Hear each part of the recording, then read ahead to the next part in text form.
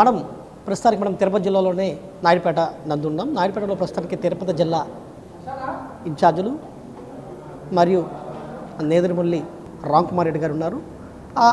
ఈ రోజున సామాజిక బస్సు యాత్రల ప్రయాణంలో ప్రజలకు ఎలాంటి సూచనలు ఈ సభ ద్వారా తెలిపేదానికి రామ్కుమార్ రెడ్డి గారి మాటలతో వినేదానికి ప్రయత్నిద్దాం. సార్ నమస్తే. సార్ ఎలా సార్ ఇప్పుడు ఈ సామాజిక బస్సు యాత్ర ఏర్పడుతున్నారు, ప్రజలకు ఏ విధంగా బాధ్యతలు తెలియజేస్తారు? ఇప్పుడు ప్రతి రాజకీయ పార్టీ ఇప్పటి వరకు బడుగు బలహీన వర్గాలని పావర్టీ లెవెల్ నుంచి కానీ అణగారిన వర్గం అని పైకి తీసుకొని రావాలని మాటలు చెప్పారు. కానీ వైఎస్ఆర్ కాంగ్రెస్ ప్రభుత్వం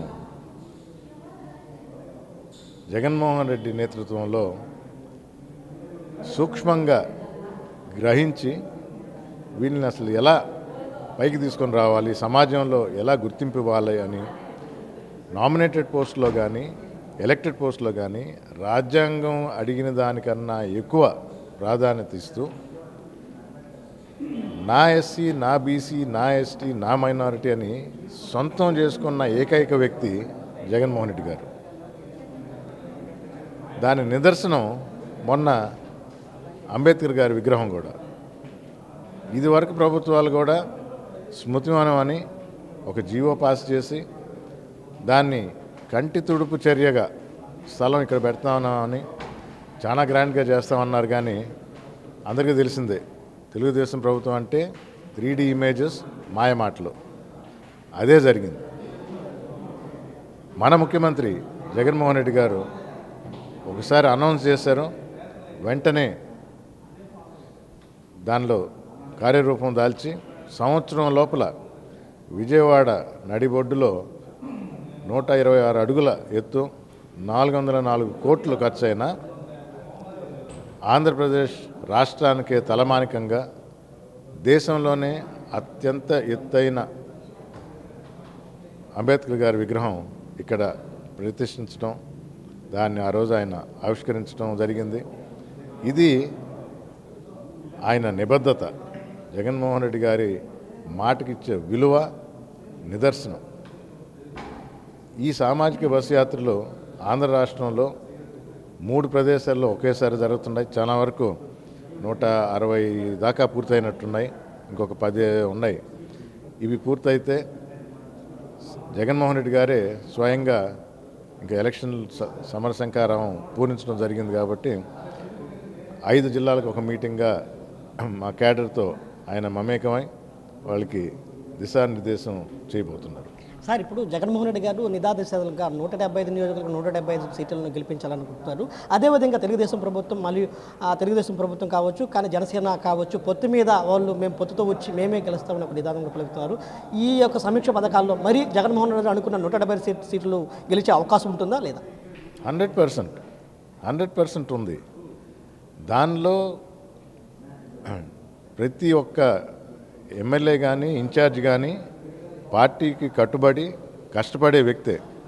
ఎక్కడైనా చిన్న లోపాలున్నా ప్రజల అభీష్టం మేరకు లేదా సొంతంగా వారి వయసు రీత్యా కానీ ఇంకేదన్నా ఇతర కారణాలతో కానీ పార్టీకి పనిచేస్తాము, మేము వైదొలుగుతామని స్వయంగా మా సీఎం గారికి తెలియజేసినప్పుడు కొన్ని మార్పులు చేయటం జరిగింది.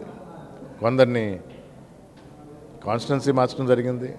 ఎంపీలు ఎమ్మెల్యేగా వచ్చారు, ఎమ్మెల్యేలు ఎంపీగా పోతున్నారు. ఇది అందరి అభీష్టం మేరకు పార్టీ యొక్క పటిష్టతను చూసుకొని హై లెవెల్లో మన ముఖ్యమంత్రి గారు తీసుకున్న నిర్ణయాలు ఎక్కడ అసంతృప్తి లేదు. ఎక్కడో ఒక 2-3 పూర్తిగా తెరమరుగు అవుతున్నామనే భయంతో పక్క పార్టీకి వెళ్ళారేమో, కానీ వారికి సముచిత స్థానం కల్పిస్తామని హామీ ఇవ్వటం జరిగింది. ముఖ్యమంత్రి గారు వారిని ఇచ్చిన తర్వాత ఇలాంటి దగ్గర ఎక్కడ కూడా ఎవరు కూడా నష్టపోలేదు.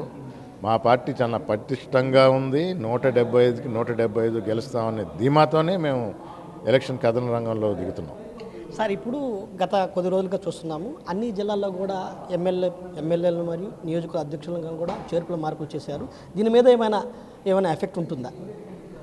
ఎఫెక్ట్ ఉండేది అదే, 175కి 175 గెలుస్తాం. ఉన్నవాళ్ళు ఎక్కడన్నా అవసరమైంది. ఇప్పుడు నా జిల్లా తిరుపతి జిల్లాలో 7 నియోజకవర్గాలు ఉన్నాయి సార్. ఈ 7 నియోజకవర్గాల్లో కూడా మార్పులు చేర్పులు కూడా ఏర్పడ్డాయి. ఎంపీలు ఎమ్మెల్యేలుగా స్థానాలు కూడా మార్చి సిద్ధం చేశారు.